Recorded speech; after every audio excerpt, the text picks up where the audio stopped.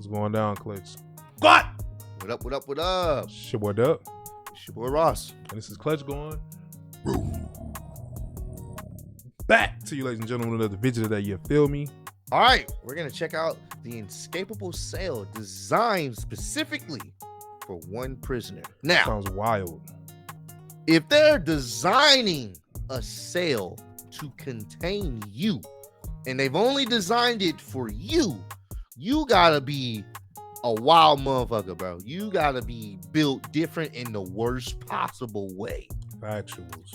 Because they're investing time and money to lock your ass up in a specialized prison just for you. So That ain't a good custom flex. that's not it. You ain't never seen no cell like this. Yeah, This one-on-one. this is one-on-one cell that you ain't ever, and I mean ever, getting out of. All right, man. Let's At see all. how this. Let's see. Yeah. I saw it. I see the names rolling in, who they think it's for. Y'all All right, see it too up here. Let's get to it, bro. Can't Most control it. dangerous prisoner in all of America. What lengths would you go to keep him locked down? Barbed wire, steel doors, motion sensors, guard dogs, sharpshooters? In his cell, how many Might as well liberties and just- basic necessities could you strip away and whittle down while still keeping him alive? At what point did you cross the line from detention to torture? We've all seen Alcatraz, a huge looming block of cells isolated on an island. The waters are icy, the currents are vicious. Even if you could somehow break out of your cell and off the island, you'd drown or be thrown against the rocks before you made it halfway to the mainland. What if we told you that there's a prison that's even more severe? A facility that's infamous for its utter inescapability, where prisoners will spend decades of their lives in the same two concrete rooms, never breathing fresh air, never feeling sunlight on their faces. A place where you'd send the man so dangerous that human contact is strictly off limits at all times. Damn. Welcome to Florence AdMax. Nicknamed the Alcatraz of the Rockies, this Supermax prison That's was in the built near States? Florence, Colorado, to be for the worst of the worst. Go anywhere near the 37-acre site, and you'll see watchtowers dotting the landscape. In those towers, you won't find just lookouts. You'll see sunlight glinting off the scopes of sniper rifles. Oh, they Beneath the waiting. ground at your feet are hidden pressure pads. Sweeping the area are an undisclosed number of laser beams, detecting any kind of motion. A team of highly trained guard dogs patrol the grounds constantly, ready to chase down any escapees at the drop of a hat. But before we can even use the word escape seriously, you need to consider what's on the other side of the 12-foot-high razor wire fences encircling the whole God facility. damn. Floodlights illuminate the entire place day and night. Motion detectors watch most of the ground, but Yeah, you ain't getting out this bitch. Hell nah, bro. Once they send you here, yeah, it's GG's for real, bro. You might as well just be like, damn, man. You have to get used to these four walls. You ain't getting You out ain't this breathing bitch. fresh air and you ain't seeing sunlight. Damn, what you do? Yeah, you got to do some wild shit. anywhere they can't see, you can bet will be covered by the extensive network of security cameras, each one remote controlled. There are no external windows to bust out of, at least none larger than a few inches and Damn. equally as thick. Your best bet would be to get out one of the doors. Should be doable. There are only 1,400 of them, each one reinforced steel. The concept of breaking out of Florence AdMax is about as close to an impossibility as it can get. You would need nothing short of US military to get in or out of that place if they didn't want you to. Looking at it from above, we can see the different blocks. There are general population units, Delta, Echo, Fox, and Gulf, where most of the prison's approximately 350 inmates are housed. Then there's the Special Housing Unit, SHU, used for solitary confinement, where inmates may be moved temporarily as punishment for bad behavior. But wait, it gets worse, much worse. Beyond the SHU is the Control Unit, where gang leaders are housed, cutting them off from their followers, as well as the kind of prisoners who tend to incite violence in the larger units. Here you'll find some of the most notorious gang leaders Chicago and New York have ever seen. James Little Jimmy Marcello, who has a decades-long rap sheet of extortion, loan sharking, and murder, is neighbors with Omar OG Mac Porty, who founded the Nine Trey Gangsters and the unique Blood Nation while in Rikers. But they're nothing compared to the main man on the block, Joaquin Archibaldo Guzman Loera. You probably know him by his other name, Chapo. El Damn. Chapo.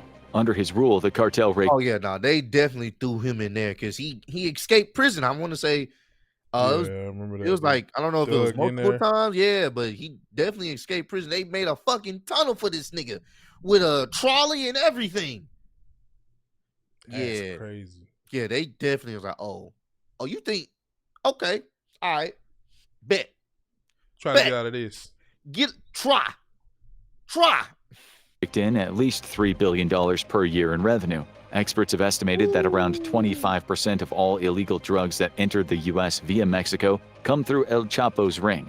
He was such a Damn. danger that the city of Chicago branded him as public enemy number one, the first of that title since Al Capone. That's got to be the worst of the Damn. worst right there. You can't get much higher security than El Chapo, right? Nope. Wrong. Beyond the control unit is the Special Security Unit, or H Unit. It's here that America sends some of its most We're gonna call that the Hell Unit. They might as well just Right. call it that. Just call it the H Hell for Unit. short. dangerous terrorists, people who have special rules and regulations made just for them Not due to the special. nature of their crimes. In those cells, you'll find some of the most infamous murderers, terrorists, and serial killers in U.S. history. The Unabomber, Theodore Kaczynski, was here all the way up to 2021. Past his cell, serving 3 life terms plus 110 years in prison without parole, is the shoe bomber, Richard Reed, who tried to take down a transatlantic flight in 2001 with an explosive in his shoe. Former FBI agent turned Soviet spy Robert Philip Hansen is serving 15 consecutive life sentences. Oh, he's cooked. Oh yeah, he out of there. Oh, he's soup, boy. Oh yeah. Yeah, he's super cooked, bro. It's different when you're a terrorist, they obviously gonna put you there. But it's different when you are working with the government. They find out that you've been allied with somebody else. Oh nah, bro. Yeah, it cooked. Seeing the Yeah, I done conditions seen in videos. Guantanamo Bay, it's apparent just how detested terrorists are in the United States prison system. But that's a video for another day. Unit H must be the final stage in the Supermax prison, the most secure wing for the most dangerous prisoners. But no, there's one more. Prison Things get officers worse than describe this. the place as a cleaner version of hell. The smallest unit in the whole complex, it has just 4 cells. This is range 13. In all of the prison's 30-year history, we only publicly know of 3 men who have been held here. And it is here we'll find a prisoner so dangerous that this entire facility was designed because of his actions. The prisoner who holds the record for the second longest time spent in solitary confinement in U.S. prison history, beaten only by Albert Woodfox, who was kept in solitary for 43 years. It's the former leader. Wait a minute, bro. So the record is 43 years in solitary confinement. Wait a minute. How the fuck do you not go insane? Oh my god. That means you don't see nobody for 43 years. All you have is your thoughts. That's crazy. God, wild, bro. Of the I go Aryan crazy Brotherhood, in one Thomas day. Edward Silverstein. We'll give you a tour of his cell soon enough, but first we should dive into what one man can possibly do that's Yeah. so heinous that he's barred from any and all human contact for the rest of it his gotta life, be multiple insane. times over. Terrible Tom Silverstein was born February 4th, 1952, in Long Beach, California. Even before he was born, his life was in turmoil. His mother, Virginia, was having an affair with a man named Thomas Conway. As an adult, Tommy claimed that Thomas Conway was his biological father, which is likely part of what led Virginia to divorce her husband and remarry Conway before little Tommy was even born. Born Thomas Conway, named after his mother's brand new husband, the little boy didn't have long to That's get used to crazy. his family life before it was upended again. The marriage broke down, and by Tommy's 4th birthday, he had another father, a man named Sid Silverstein. God Silverstein damn. adopted the boy as his own and passed on his surname, but it was clear from a young age that Tommy Silverstein was not going to live an easy life. Virginia was a drinker. The more she drank, the more violent she'd become, something Thomas would become more familiar with. One of Silverstein's earliest memories was a time when he had wet the bed. His mother flew into a rage and grabbed a paper cup from the kitchen. She demanded that he pee into the cup and then drink it. She warned him that this was going to happen every time. What? Hey, man. Ah, bro. See, that's Shit like that, you put a child through, you're expecting your parents to protect you, and this is how you punish a child, even though obviously it was an accident. What? That's And then crazy. motherfuckers be surprised when they off the deep end when they're an adult. What That's the? crazy, bro. This is how this nigga villain origin started. Yeah. Through his fucking parents. That's fucked up, bro. What? Time he wet the bed from that point on. Silverstein was incredibly timid growing up, always shying away from other kids and not wanting to engage at school. The other kids, having heard the Jewish surname Silverstein and seeing him as a weak target, started to pick on him. This anti-Semitic No. bullying started from a young Picking age. on people's Tommy stuff. returned home from school one day with a bloody nose, which was the Damn. work of an older boy named Gary. The next day, Virginia And Gary would have. All right. Yeah, you adding to the origin. Nah, bro. Wait. Nah, don't put your hand on my. Dub. That's all I'm gonna say. You. See Isaiah come home with a bloody nose. Yeah, I get it. All right, there we go. We don't even have to. There we go. I mean, I get it. I'm Waited- just saying, you know. Like I said, there we go. Your villain arc will start. What are we talking about? Like, what the fuck are we? It won't even probably be you. It'll probably be Nisha. Her villain arc would start it immediately. What? Got a lot of people to go. Oh yeah. Oh yeah. Yeah. outside the school for Gary to leave. When she saw him, she grabbed the boy and held him still, demanding that Tommy punch him in the face as hard as he could. Oh, Tommy did what he was told. damn. The next day, Gary's father tried to Damn. return the favor, snatching Tommy on his way home, but the boy escaped and ran home. That night, Oh, in a nah, bro. That family. Oh, yeah, bro. No, Like, that what's family up? is up, bro. Them niggas is they getting backed. Don't what you mean? Oh nah, bro. Nah, that family getting backed. The family getting backed. As simple as that, bro. Like what? Don't you? We done. We Nah, done. nah. Yeah, bro. We all going to jail. Yeah. Guess who's going to jail tonight? In a drunken rage, Virginia took Tommy to Gary's family's home and threw bricks through the windows. Whoa. The lesson she was doing her best to drill into him was that violence was always the solution, and Oh, any kind of no. vulnerability was weakness, and she would not have a weak son. It was Tommy's Damn. job to do the worst jobs in the house. Virginia had a chihuahua who would defecate everywhere, so she decided it was her son's job to clean it up for her. One day, as he was doing the job, the dog bit him on the hand. This time, it was Tommy's turn to fly into a rage. Oh, He no. hauled the dog outside and hung it from the tree by its leash, lynching the animal to within an inch of its life. Realizing the horror of what he was doing, Tommy let it go and cradled the dog in his arms as it panted feebly on the edge of death. At that moment, looking down at the dog, Tommy saw himself, but something else clicked too.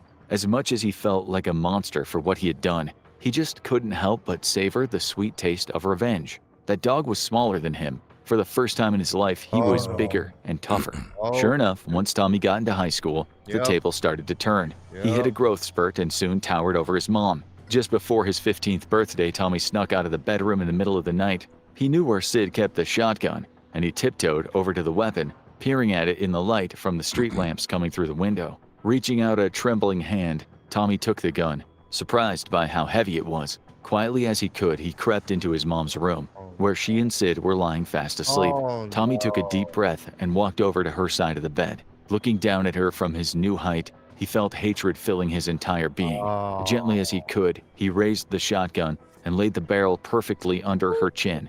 His hands were trembling, but his mind was surprisingly steady. He pulled the trigger. Click. The gun was empty. Tommy let out a shaky breath, took the gun away from his mother's head, and put it back where he found it. The next day at breakfast, he didn't talk about what Oh my, This bro. dude went, grabbed the shotty, was ready to off the mommy. It went click. That's the only reason why she And he didn't just get walked off away. at that point. Jeez. happened, but he sat there, feeling a strange sense of peace. He could do it. He knew that now. He had what it took to kill her if he wanted to. Oh, From that shit. moment on, he fought back. He wouldn't put up with his mother's aggression any longer. He'd fight with Sid whenever the man would try to discipline him. Despite having the man's surname, Tommy had never seen Sid as his real Damn. father. He'd always remained attached to Thomas Conway, who for much of his life had been in and out of prison. Everybody was poor, but Thomas Conway always had schemes to try to change that. At age 19, Tommy Silverstein got roped into a chain of events that would change his life forever. Thomas Conway was in the robbery game. Armed Oh, robbery, no. to be specific. He Damn, liked to this have a is crew whole with him family. to hit target spots hard and get out quickly. Looking for new recruits, he brought along Tommy as a new recruit. But the robbery went wrong. They got caught, and Tommy was locked up in San Quentin Prison in California. 4 years Damn. later, Tommy got paroled, but rather than try to turn his life around, he committed to the job, going out for another string of Damn. robberies with After his 4 father. years. This time, when they got caught, the sentence was much more severe. Now 23 and a repeat offender for armed robbery, Tommy was given a much harsher sentence of 15 years. A young man now, he wouldn't be out of prison until he was nearly 40. When he was to get out, God what could he even damn. do? Who could he be? Starting your life at 38 with little education, a criminal record, childhood trauma, and the life experience of a 23-year-old is a bleak future indeed. For all intents and purposes, Tommy's life became a prison. The 4 walls around him became the limits of his existence, and like an animal raised in a zoo, he adjusted to his environment. Tommy was sent to prison in Leavenworth, Kansas, with a fierce racial gang culture inside. Tommy found acceptance in the Aryan Brotherhood. No longer was he being picked on for kids thinking he was Jewish. No. Now he was the bully. This was in the late 70s and early 80s, so heroin Damn. usage was rampant in the prison system. Tommy was involved in trafficking it around, a job he found he was pretty good at. It wasn't Tommy's first experience like this. When he was 14, Tommy had been sent off to the California Youth Authority Reformatory, a facility designed to reform young teenagers and change them from their ways before it was too late. The reality was almost the total opposite. When talking about the place near the end of his life, Tommy said that all it did was reinforce the lessons he learned as a kid. In his own words, anyone not willing to fight was abused. But one day in Leavenworth, somebody said no to him. Danny Atwell, a fellow prisoner, refused to be a heroin mule for the Aryan Brotherhood. Tommy dealt with the situation the only way he knew how. He stabbed Danny Atwell to death, allegedly. You see, while this conviction was later overturned in 1985, as it came to light that those giving evidence against Silverstein were lying, it was enough to have him transferred to more secure confinement at USP Marion, Illinois, with a life sentence added to his time behind bars. He was placed in the control unit, essentially solitary confinement, when he arrived, as he was deemed to be a highly disruptive and dangerous presence. At Marion, he had a ceiling light in his cell that would be on permanently so that the security cameras pointed at him wouldn't miss a thing. He struggled to sleep and reported that the prison guards were antagonistic and cruel to him. In 1981, Silverstein was on trial again. This time it was for killing Robert Chappelle, a member of the DC Blacks gang. Much like his first trial, this was based on witness statements, which Silverstein had strenuously denied for all of his life. This murder had caused a real stir throughout the prison, which was only made worse when one of the leaders of the DC Blacks gang was transferred from another prison entirely and put just a couple of doors down from Silverstein. With the trial still dragging on, Raymond Lee Cadillac Smith arrived at USP Marion and immediately made threats that he was going to kill Tommy Silverstein the first chance he got. Silverstein protested his innocence, but it fell on deaf ears. The guards in the prison did little to keep the two men apart. Silverstein even believed that they were deliberately putting the men together all the time in the hopes they would kill each other. And sure enough, it happened. Silverstein, along with his friend Clayton Fountain, stabbed Cadillac 67 times. They then paraded his body up and down the walkways outside of the cells, showing everybody in prison exactly what they had done and why they weren't to be messed with. You're either the bully or the victim. Silverstein had made up his mind about which he'd be. Another life sentence was added to his time, confirming that Tommy Silverstein would never be a free man again. So he got used to life inside. One hobby he took up was painting. But little did he know that this was to be the start of the worst years of his life. United States prisons have a rule that any artwork created by prisoners that depicts murder is to be confiscated and destroyed. Tommy had a number of his paintings taken away from him, for what we may never know. The officer responsible was Merle Klutz. Not only did Tommy hate the man for taking his artwork away, but he alleged the man had been harassing him and bullying him without anyone stepping in to do anything about it. So he decided to do something about it. Walking behind Klutz one day, Tommy had another prisoner sneak him a homemade key to his cuffs and a shank. He leaped at Klutz and stabbed him to death before the other officers could pull him away. Just a few hours later, his friend Clayton Fountain did the exact same thing to another officer. The prison was placed on lockdown immediately. This ran the risk of getting out of control fast. Prison stabbings were common, but when it was between prisoners, it was often seen as an acceptable casualty. That was just the natural order. But when the prisoners started stabbing guards, that could start a riot that would threaten the security of the entire facility. If prisoners suddenly started seeing their guards as vulnerable, able to be killed, what's to stop them from doing that at every opportunity? The prison system needed to send a message to make an example of Tommy Silverstein. USP Marion's lockdown was indefinite, lasting for 23 years in total. Silverstein was sent to Atlanta, where he was placed in solitary, with strict instructions that he was to have zero human contact. This nigga was on a prison tour. Right. Legit. Just going from place to place. Oh, this is a nice prison. Let's see how this turns out. Stab somebody, kill someone. Oh, this is a nice prison. Let's see how this turns out. Stab somebody, kill somebody. Oh, this is a nice prison. Let's see how this turns out. Prison tour is what they call it. Damn. Contact. But in the background, larger pieces were starting to fall in place. The BOP began working in earnest on a new project, a new supermax prison in Florence, Colorado. That was to be the ultimate deterrent. Silverstein was in his cell 23 hours a day on his own for close to 4 years, until all of a sudden his door was opened. It was 1987. Cuban detainees had rioted and taken control of the prison, what became known as the Atlanta prison riots. The Cubans unlocked Silverstein's cell and allowed him to walk freely through the facility, where he eventually found the guards who were being held as hostages. Silverstein knelt down in front of one of them and began to talk. Aware of Silverstein's history, the Cubans were growing nervous. Those hostages were a negotiating power. If the guards were to be killed, they'd have nothing protecting them from the military storming the facility and putting the riot to a painful end. Fortunately for them, the guard Silverstein was talking to was his favorite. The man had always made a point of asking Silverstein if his handcuffs were too tight and loosening them if they were. Wiping the sweat from their brows, the Cubans released Silverstein, sending him to the hostage negotiation team outside before he could do any damage. He was transferred back to Leavenworth for 18 more years until eventually the security status of that prison was downgraded. But fortunately, a new facility was up and running now. It was one of the most secure prisons in all of human history, with a cell made specifically for punishment and deterrence. ADX Florence, specifically a cell in range 13.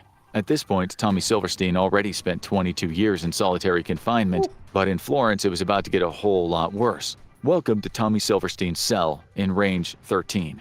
Every inch of this cell has specifically been designed to do the bare minimum possible to sustain human life and to remove any last sliver of connection with the outside world. The cell is just 3.5 meters by 2 meters, or 12 feet by 7 feet. The total floor space with the room's curved wall amounts to 80 square feet. That's the smallest legal limit for a New York City kitchen. The bed is made from concrete. There's a stool at the foot of the bed, also made from concrete.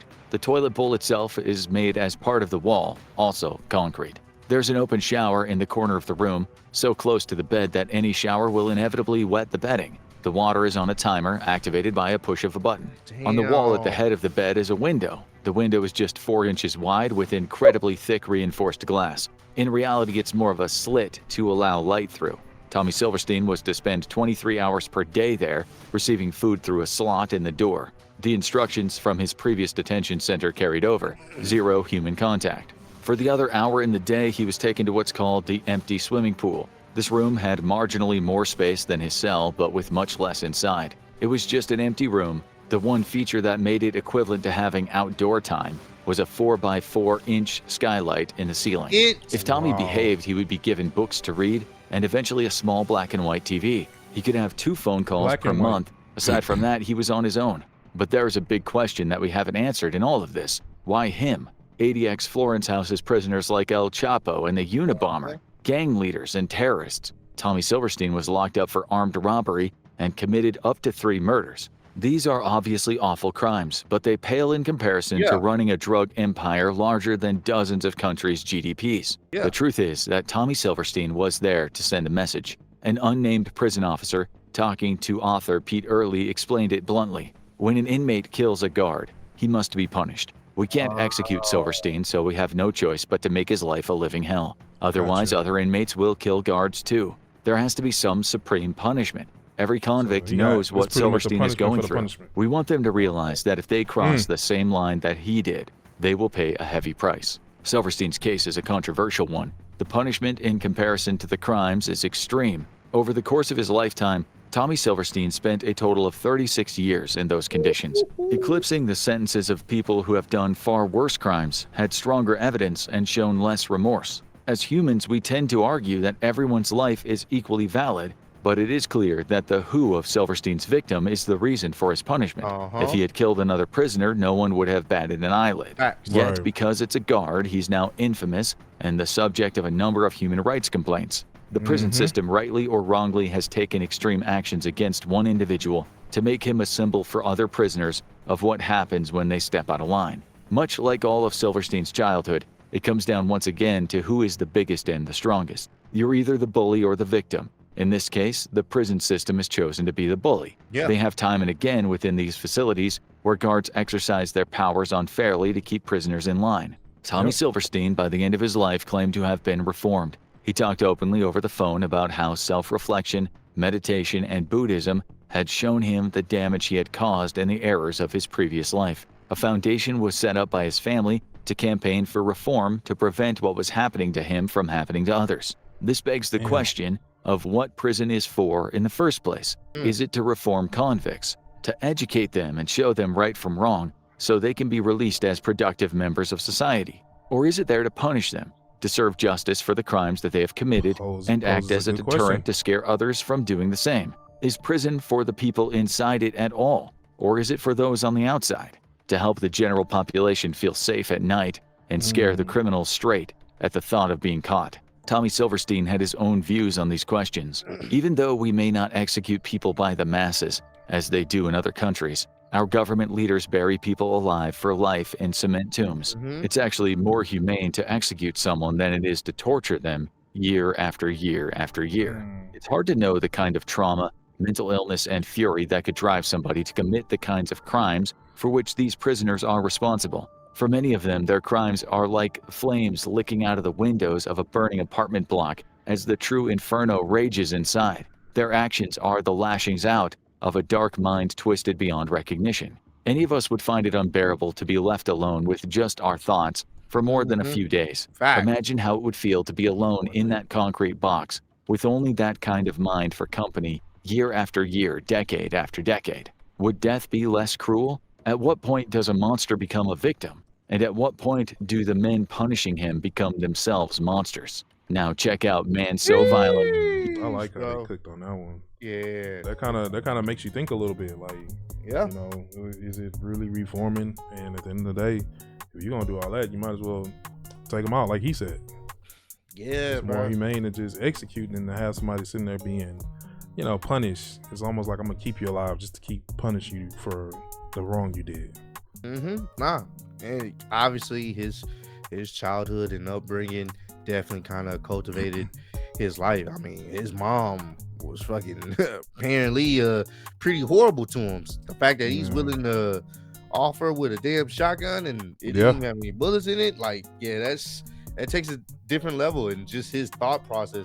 And the person that he viewed as a dad was out here trying to rob banks, and he putting them cared in their about life.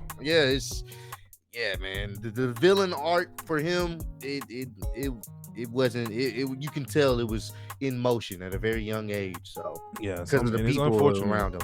Yeah, it's unfortunate what some of people's upbringings are, man. So you just gotta pray, because you never know what somebody else is going through. That's why I hate bullying and stuff like that, because you just don't know what their day in and day out life is. And, what happens when they go home. So I love you guys. Hope y'all enjoyed the video. Keep on spreading love, be in love. Catch you in the next one. Rogue Squad.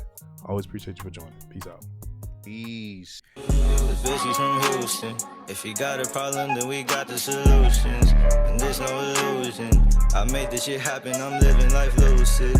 I'm switching my strategies. Now they hate on me cause I'm causing casualties. But why are they after me? Deep inside they know they can't handle half of me.